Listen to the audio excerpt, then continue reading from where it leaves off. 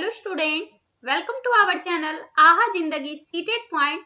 आज के इस लेक्चर में हम लोग हिंदी पेडागोजी के कुछ प्रश्न को डिस्कस करेंगे जो कि आपके सीटेड प्रीवियस ईयर के प्रश्न हैं और ये आपके सितंबर 2016 में पूछे गए प्रश्न हैं जो कि पेपर 1 के प्रश्न हैं। ठीक है, आइए देखिए प्रश्न किस तरीके से पूछे जाते हैं, हम लोग देख लेते हैं। तो सबसे पहले like, subscribe, bell icon press कर लें और शेयर कर दें अपने दोस्तों के साथ। आइए देखिए प्रश्न देखते हैं। देखिए प्रश्न ये आपके हैं, इस तरीके से आपके प्रश्न जो हिंदी पेडागोजी के प्रश्न स्टार्ट होते हैं। 15 क्वेश्चन आपके हर साल होते हैं हिंदी पेडागोजी के प्रश्न और बाकी गद्यांश और काव्यांश होते हैं। तो वीडियो स्टार्ट करने से पहले मैं आपको बता दूं कि आप किसी भी टीचिंग एग्जामिनेशन की प्रिपरेशन करते हैं तो आपको मैथ्स की आवश्यकता होती है और मैथ्स के लिए आप यूट्यूब पर सर्च कर सकते हैं आहा जिंदगी ट्रिकी मैथ्स चैनल। वैसे चैनल का लिंक आपको इस वीडियो के डिस्क्रिप्शन बॉक्स में भी मिल जाएंगे, तो लिंक को फटाफट से क्लिक करके सब्सक्राइब कर लीजिए और आप लोग जिनको आवश्यकता है मैथ की तो आप लोग लाभ उठा सकते हैं। चलिए क्वेश्चन नंबर 97 देखते हैं। 97 से ही स्टार्ट हुए हैं आपके पेडागोजी सेक्शन। पूरी पाठ्यचर्या में खाली स्थान में भाषा की भूमिका को अनदेखा नहीं किया जा सकता है। किसमें? मूल्य निर्माण में, ज्ञान निर्माण में, व्याकरण निर्माण में, आकलन निर्माण में। तो बात करें हम लोग तो पूरी पाठ्यचर्या में मूल्य निर्माण में भाषा की भूमिका को अनदेखा नहीं किया जा सकता है, यानी हमारे राइट आंसर ऑप्शन नंबर 1 बन जाते हैं। चलिए अगले क्वेश्चन को देखते हैं। Question number 98।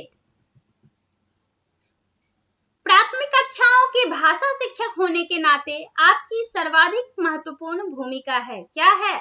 बच्चे की भाषाई क्षमता के विकास के लिए तरह तरह के अवसर जुटाना, बच्चों को वाद विवाद के लिए तैयार करना।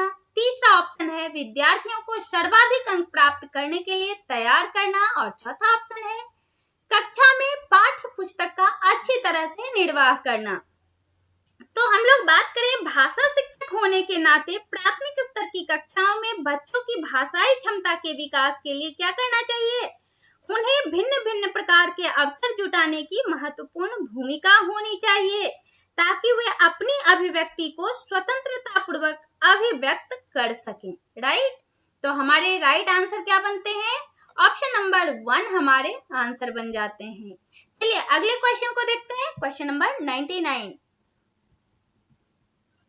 दूसरी कक्षा में पढ़ने वाला रोहित हिंदी की कक्षा में अपनी मातृभाषा में बात करता है। आप क्या करेंगे? उसकी भाषा को समझने की कोशिश करेंगे, बाकी बच्चों से उसकी भाषा सीखने के लिए कहेंगे, उसे डांटेंगे कि वह कक्षा में मातृभाषा का प्रयोग ना करे और उसे बिल्कुल अनदेखा कर देंगे। देखिए अनदेखा जो है एकदम हमेशा निगेटिव वे में जाता है, बच्चे को डांटना हमेशा निगेटिव वे में जाता है, वो कभी आपका सकारात्मक प्रश्न के आंसर नहीं हो सकते हैं। ठीक है, तो क्या करेंगे? ये दोनों देखिए आपके ऐसे ही हो गए, कट गए, और बाकी बच्चों से उसकी भाषा सीखने के लिए कैसे? सभी बच्चे उनकी भाषा को कैसे सीख लेंगे? ठीक है, तो राइट आंसर हमारे क्या बन जाएंगे? यदि कोई बच्चा हिंदी की कक्षा में अपनी मातृभाषा में बात करता है तो शिक्षक होने के नाते उसकी भाषा को खुद हम लोग समझने की प्रयास करेंगे, यानी राइट आंसर हमारे ऑप्शन नंबर 1 बन जाते हैं। Question number 100। पढ़ना सीखने के लिए कौन सा उप कौशल अनिवार्य नहीं है? ठीक है, प्रश्न को ढंग से देखिएगा। भावनात्मक संबंध, दूसरा है वर्णमाला याद करने का कौशल, तीसरा है अनुमान लगाने का कौशल और चौथा है भाषा की संरचना की समझ। और आपसे पूछे जा रहे हैं कि पढ़ना कौशल में सीखने के लिए कौन सा उप कौशल अनिवार्य नहीं है? बात करें हम लोग तो पढ़ना सीखने के लिए भावनात्मक संबंध, वर्णमाला याद करने का जो कौशल है और भाषा संरचना की समझ आदि उप कौशल अनिवार्य है। इसलिए हमारा जो विकल्प तीसरा है, ठीक है, अनुमान लगाने का कौशल जो है सही उत्तर है, जिसे पढ़ना सीखने के लिए अनिवार्य उप कौशल नहीं माना जाएगा, यानी हमारे राइट आंसर अनुमान लगाने का कौशल होगा, ऑप्शन नंबर 3। Question number 101। द्विभाषिक बच्चे खाली स्थान विकास सामाजिक सहिष्णुता और खालिस्तान चिंतन में अपेक्षाकृत बेहतर होते हैं। किसमें? तो इसमें देखिए द्विभाषिक बच्चे जो होते हैं, संज्ञानात्मक विकास, यहाँ क्या हो जाएंगे? संज्ञानात्मक विकास, सामाजिक सहिष्णुता, ठीक है, सामाजिक सहिष्णुता और क्या? विस्तृत चिंतन में अपेक्षाकृत बेहतर होते हैं। विस्तृत चिंतन में, यानी हमारे राइट आंसर ऑप्शन नंबर 2 बनते हैं, संज्ञानात्मक विकास, सामाजिक सहिष्णुता और विस्तृत चिंतन, राइट। तो ऑप्शन नंबर 2 आपके राइट आंसर। क्वेश्चन नंबर 102, निम्नलिखित में से किसके अभाव में हम पढ़ नहीं सकते हैं? लिपि से परिचय, बारहखड़ी से परिचय, वर्णमाला की क्रमबद्धता का ज्ञान और चौथा ऑप्शन है संयुक्ताक्षरों की पहचान। ये 4 ऑप्शन हैं आपके। देखिए सबसे पहले सर्वप्रथम पढ़ने के लिए लिपि से परिचय कराना जो है अनिवार्य है। बिना लिपि के परिचय करे हम पढ़ ही नहीं सकेंगे। और क्यों नहीं पढ़ पाएंगे? क्योंकि भाषा चिन्ह और प्रतीकों में बद्ध होती है, ठीक है। तो राइट आंसर हमारे जो होते हैं, लिपि से परिचय के अभाव में हम नहीं पढ़ पाएंगे। Right answer option number 1। Question number 103, भाषा और विचार के संबंधों की चर्चा अग्रणी है। पियाजे, स्किनर, चॉम्स्की, वाइगोत्स्की क्या होंगे? इसमें देखिए चॉम्स्की भाषा और विचार के संबंधों की चर्चा में अग्रणी माने जाते हैं। कौन हो जाएंगे? चॉम्स्की हो जाएंगे। और चॉम्स्की का क्या कहना था? चॉम्स्की के अनुसार भाषा जो है मानव मस्तिष्क में पहले से ही विद्यमान थी और सार्वभौम व्याकरण के रूप में उसको बुन दिया गया है, राइट। हमारे आंसर जो बनते हैं ऑप्शन नंबर 3 हो जाएंगे, चॉम्स्की। क्वेश्चन नंबर 104, सिद्धार्थ की मां ने अपने परिवार के सदस्यों से अनुरोध किया है कि वे घर में एक ही भाषा का प्रयोग करें जिससे कि सिद्धार्थ का भाषाई विकास ठीक से हो सके। उनके बारे में आप क्या कहेंगे? वह सिद्धार्थ को समृद्ध भाषिक परिवेश से वंचित कर रही है। वह सिद्धार्थ के भाषिक परिवेश में किसी प्रकार का अवरोध नहीं चाहती है। तीसरा ऑप्शन है वह सिद्धार्थ के भाषाई विकास के लिए विशेष प्रयत्न कर रही है। और ये चौथा ऑप्शन देखिए, वह भाषा अर्जन के सिद्धांतों की गहरी समझ रखती है। क्या हो जाएंगे आंसर? देखिए सिद्धार्थ की मां जो है सिद्धार्थ के भाषिक परिवेश में किसी प्रकार का अवरोध नहीं चाहती है। क्यों? क्योंकि परिवार द्वारा एक ही भाषा का प्रयोग करना सिद्धार्थ के भाषाई विकास में सहायक होगा। इसलिए हमारे राइट आंसर जो होगा ऑप्शन नंबर 2 होगा। क्वेश्चन नंबर 105, प्राथमिक स्तर पर भाषा शिक्षण के संदर्भ में सर्वाधिक महत्वपूर्ण है कि बच्चे लिखी छपी सामग्री का अर्थ समझ सकें, लिखी छपी सामग्री को बोल बोल कर पढ़ सकें, अक्षरों को जोड़ जोड़ कर पढ़ सकें और शब्दों को जोड़ जोड़ कर वाक्य पढ़ सकें। क्या होंगे? इसमें देखिए प्राथमिक स्तर की बात हो रही है और प्राथमिक स्तर पर भाषा शिक्षण संदर्भ में सर्वाधिक महत्वपूर्ण जो होंगे कि बच्चे लिखी छपी सामग्री का अर्थ को समझें, ठीक है। तो राइट आंसर हमारे ऑप्शन नंबर 1 बन जाते हैं, ठीक है। अगले क्वेश्चन को देखें, क्वेश्चन नंबर 106, प्राथमिक स्तर पर लेखन क्षमता के संदर्भ में सर्वाधिक महत्वपूर्ण है। देखिए ये प्रश्न आपके काफी इंपॉर्टेंट है, बहुत बार पूछे हुए ये प्रश्न आपके हैं। और पहला ऑप्शन आपके हैं वर्तनी, दूसरा मौलिक विचार, तीसरा श्रुत लेख और चौथा जो है सुलेख। तो देखिए यहाँ प्राथमिक स्तर पर लेखन क्षमता के संदर्भ में सर्वाधिक महत्वपूर्ण पूछा जा रहा है और हमारे राइट आंसर जो बनेंगे श्रुत लेख होंगे। श्रुत लेख प्राथमिक स्तर पर लेखन क्षमता के संदर्भ में श्रुत लेख जो है सबसे महत्वपूर्ण है। और इस विधि में क्या होता है? श्रुत लेख विधि जो है इसमें क्या होता है, अध्यापक बोलता जाता है और छात्र उसको क्या करते हैं, सुन सुनकर अभ्यास पुस्तिका या अपनी कॉपी में लिखता जाता है। और श्रुत लेख में महत्व लिखावट का जो है, महत्व लिखावट का नहीं होता है बल्कि भाषा की शुद्धता का होता है। ओके, राइट आंसर हमारे ऑप्शन नंबर 3 होंगे।